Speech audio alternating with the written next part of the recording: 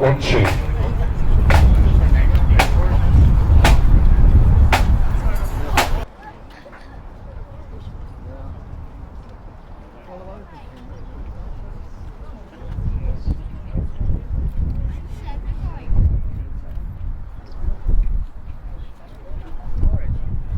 Will be presented on behalf of the following: Central Executive of the Workers' Party,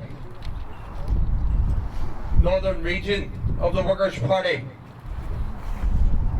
Turf Lodge Branch of the Workers' Party, Lower Falls Branch of the Workers' Party, South Belfast Branch of the Workers' Party, East Belfast Branch on behalf of Tom Berry,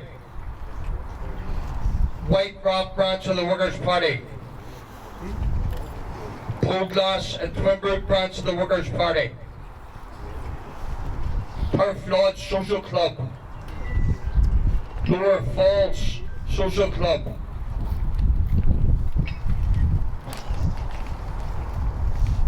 Billy McBurney, Tommy Jaunty Johnston, Jackie Wisdom, Patsy McAllister, Roy Sullivan, Michael Hart, Eamon Hatchett Kerr, Hugh Ward, Sean and Elise Mateer, Jim Moylan, Joe Curley, Tom Berry, John Hamill, the Curran family, Joe McGillis,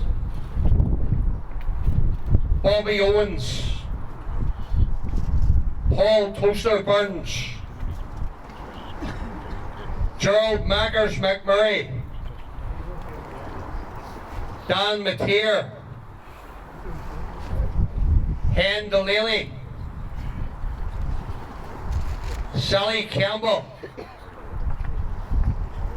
Eddie Bird O'Neill, Adam Bell, Terry Cunningham, Billy and Jim Sullivan, Billy the Wee Man McMillan, Art McMillan, Jerry Duffy, Jim and Brady Weldon, Terry Russell, Jock McChrystal, the Russell family, Sally McBride, Alan McBride, Clap McDonough, Jim Pollock, Ned Walsh, Francie and Rita Teague, Kelly Scullion,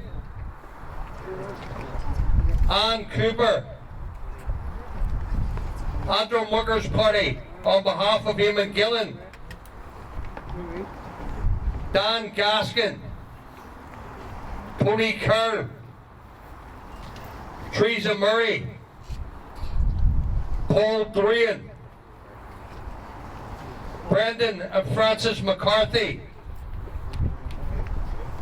Tommy T.C. Conlon, Sally McCartan, Carl McMillis,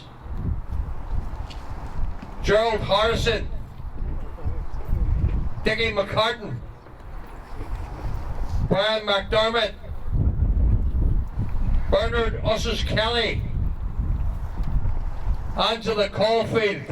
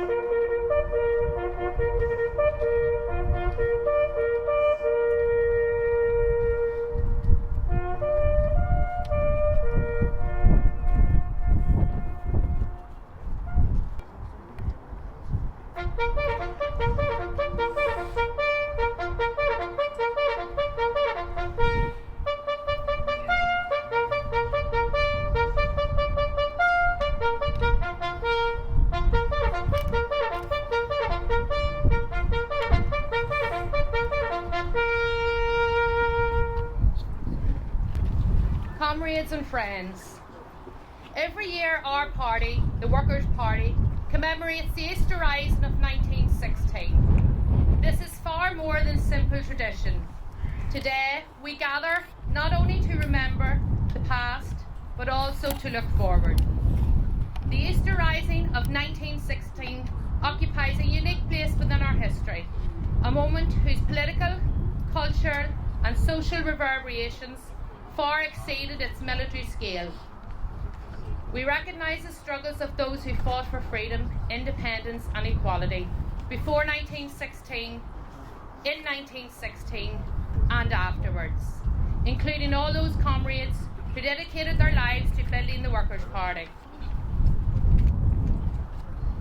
We highlight the relevance of historical struggles to contemporary challenges, which inspire our continuing struggle for a new and better society. The Easter Rising was defeated militarily, but its ideals live on. A century has passed since 1916, the rising, and provides us with an opportunity to reflect. The Easter Rising of 1916 was many things at once: a national revolt, a cultural awakening, and most importantly, a declaration that working people of Ireland deserve a future shaped by their own hands.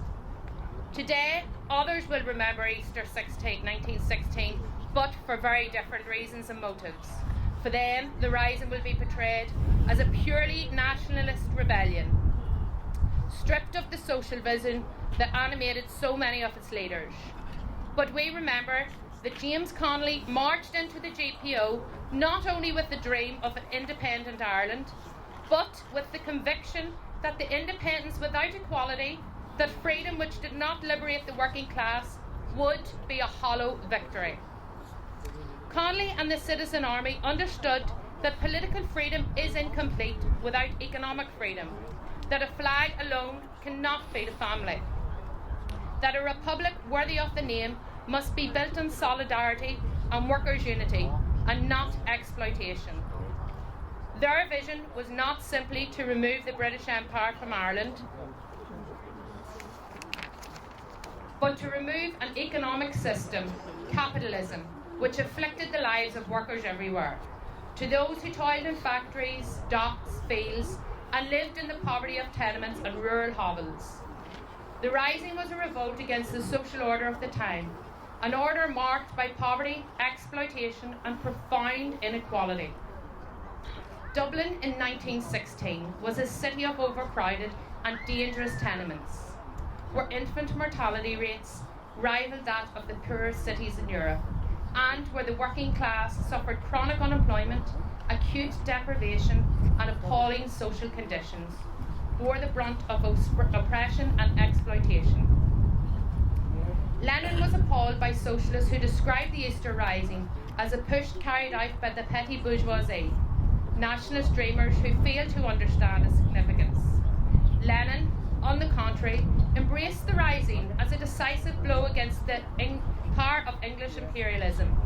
Lenin understood that Connolly's aims in joining the Rising including striking a blow against the imperialist war that was costing the lives of millions of workers, and that he wanted to remind the socialists of the internationalist duty that most of them had abandoned on the outbreak of war, thereby incorrectly substituting workers' unity for nationalism. James Connolly and the Irish Citizen Army brought an explicit class-conscious dimension to the Rising. Connolly understood that political independence alone could not remedy the conditions experienced by the working class. His vision of a republic was not merely a change of flag or administration, it was a total transformation of society itself. Of course, many of the participants in the Rising held diverse views. However, the proclamation of the Republic, read outside the GPO, contains the unmistakable imprint of Connolly's influence. It is its commitment to equal rights and equal opportunities, its pledge to cherish all the children of the nation equally, and its demand for the rights of the people of Ireland to the ownership of Ireland. Yet the social programme envisaged by the Citizen Army did not become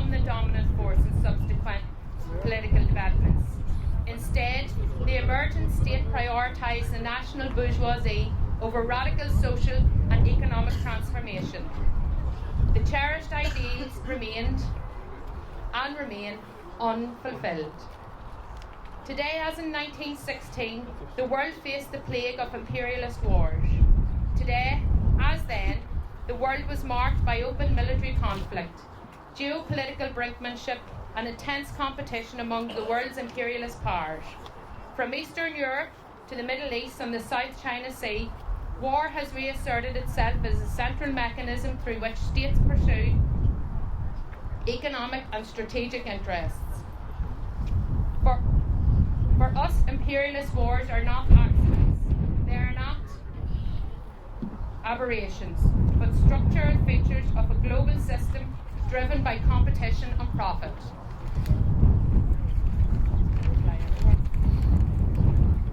Imperialism is not simply an aggressive foreign policy. It is the global expression of capitalism in its advanced stage. When capital accumulates beyond what can be profitably invested at home, it seeks new markets, resources, and spheres of influence abroad. States act as the political and military guarantors of these interests. The proliferation of wars is the direct and inevitable product of imperialism, the highest and final stage of capitalism. Lenin defined imperialism not as a policy, but as a global system characterised by the domination of monopolies, the fusion of banking and industrial capital into finance capital, the export of capital as the central economic activity, the formation of international capitalist cartels, and the territorial division and redivision of the world by great powers. This framework remains today the most accurate description of the modern world. The planet is carved into zones of influence, controlled by rival imperialist blocs. Each bloc backed by its own monopolies, banks, and military alliances.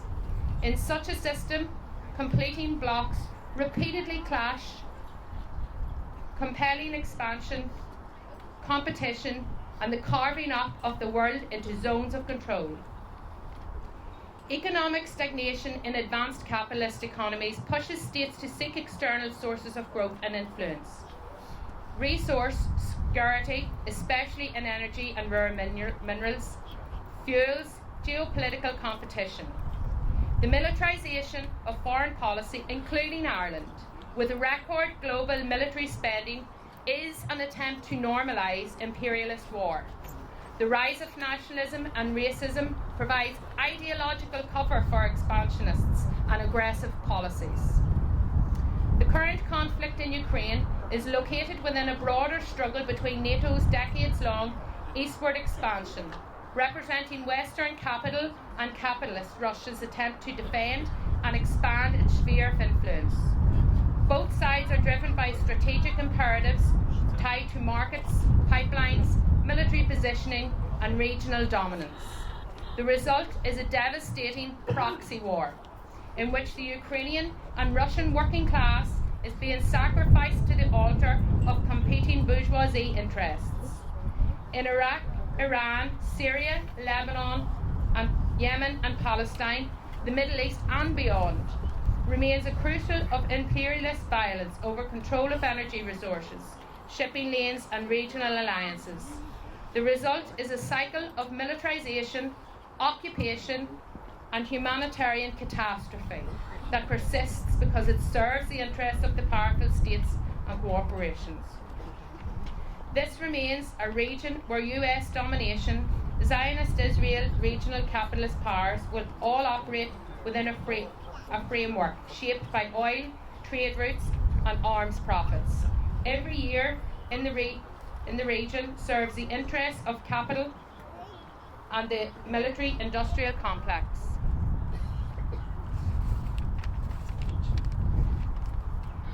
The shortening rivalry between the United States and China is also rooted in competition over technology, trade routes, raw materials, and global governance. The South China Sea, Taiwan, and Africa's mineral wealth are all arenas where economic interests and military strategy intersect. and are battlegrounds for competing monopolies and state capitalist blocs. The Workers' Party has played an important role in exposing imperialist attacks in the Middle East and elsewhere through a series of regular protests and solidarity actions. Our party opposed to the brutal US aggression against Venezuela and continues its long-standing support for socialist Cuba and its revolution. In the past week alone, the Workers' Party has been involved in sending much-needed supplies to Cuba to break the US inhumane blockade.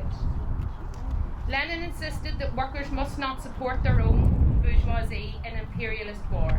The task is not to choose the lesser evil amongst imperialist blocs, but to transform imperialist war into a struggle against the ruling capitalist class. The Workers' Party rejects the idea that working people have any interest in supporting imperialist competition, aggression and war. Across borders, ordinary people share more in common with each other than with the ruling class, which profits from conflict.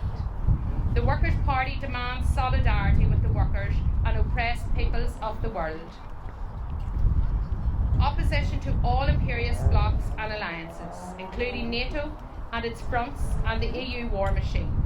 The redirection of resources from military budgets to social needs, including healthcare, education, housing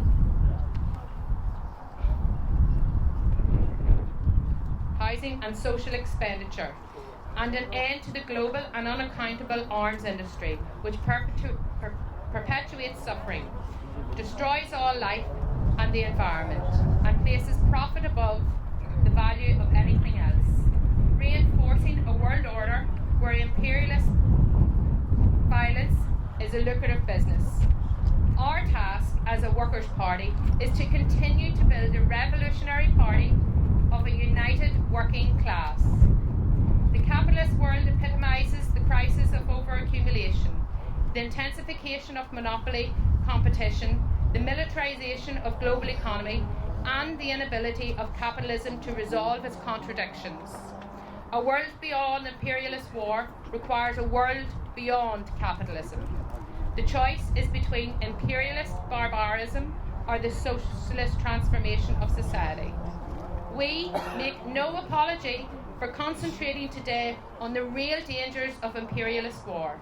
It is always the working class, now as in 1916, which pays the price.